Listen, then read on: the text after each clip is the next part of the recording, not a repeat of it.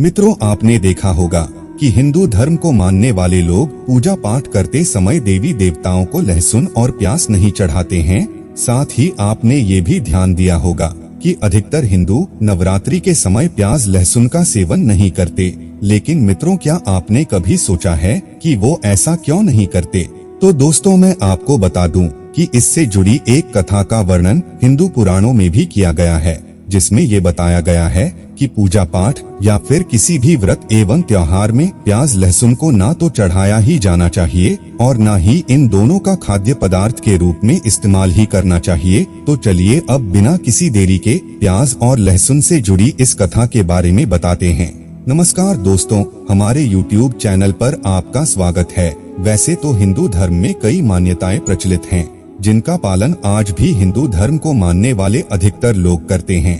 लेकिन जब बात प्याज और लहसुन की आती है तो सभी हिंदू इससे जुड़ी मान्यताओं का बड़े ही कड़ाई से पालन करते हैं।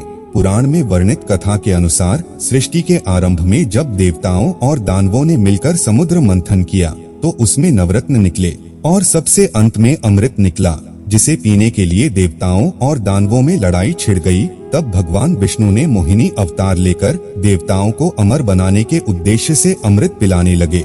उसी समय राहु और केतु नाम के दो राक्षस देवताओं के बीच आकर बैठ गए और मोहिनी रूपी भगवान विष्णु ने उन दोनों राक्षसों को भी अमृत पिला दिया।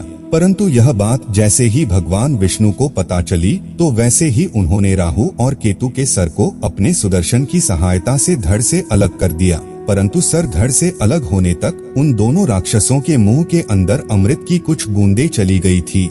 ऐसे में राक्षसों का सर तो अमर हो गया, लेकिन शरीर का बाकी हिस्सा पूर्णतः नष्ट हो गया। लेकिन जब भगवान विष्णु ने राहु और केतु का सिर धड़ से अलग किया था, उस समय उनके शरीर के खून की कुछ बूंदें नीचे जमीन पर गिर गई थी और ऐसा माना जाता है कि उन्हीं के खून की बूंदों से प्याज और लहसुन की उत्पत्ति हुई। और इसलिए ये भी माना जाता है कि जब हम प्याज और लहसुन खाते हैं तो हमारे मुंह से गंध आती है। इसके अलावा धर्म शास्त्रों की माने तो प्याज और लहसुन की उत्पत्ति राक्षसों के खून से हुई है और इसलिए इसमें हमेशा राक्षसों का वास होता है।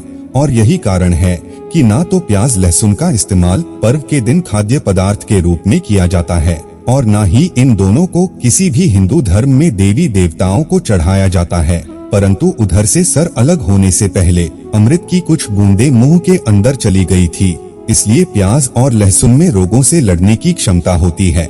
इसके अलावा प्याज और लहसुन के ज्यादा प्रयोग से मनुष्य का मन पूजा अर्चना से भटकता है और दूसरे कार्यों में ज्यादा लगने लगता है।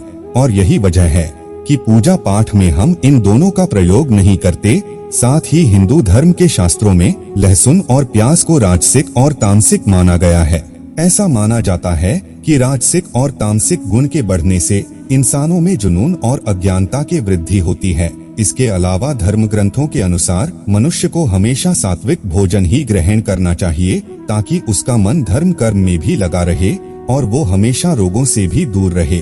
क्योंकि तामसिक भोजन जैसे कि मांस, मछली, प्याज, लहसुन आदि राक्षसी प्रवृत्ति के भोजन कहलाते हैं, जिसके सेवन से अशांति, रोग और चिंताएं जीवन में बिन बुलाए मेहमान की तरह घर में प्रवेश कर जाती हैं। इसलिए पुराणों में लहसुन और प्याज का प्रयोग रसोई में निषेध माना गया है।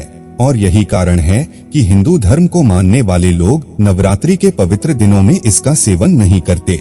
तो दोस्तों, उम्मीद करता हूँ कि आपको हमारी यह प्रस्तुति पसंद आई होगी और अगर पसंद आई है तो इसे ज्यादा से ज्यादा लाइक करें, शेयर करें। साथ ही ऐसे ही आध्यात्मिक वीडियो के लिए हमारे चैनल को अभी सब्सक्राइब कर ले। इस वीडियो में फिलहाल इतना ही। अब हमें दीजिए इजाजत। आपका बहुत बहुत धन्यवाद।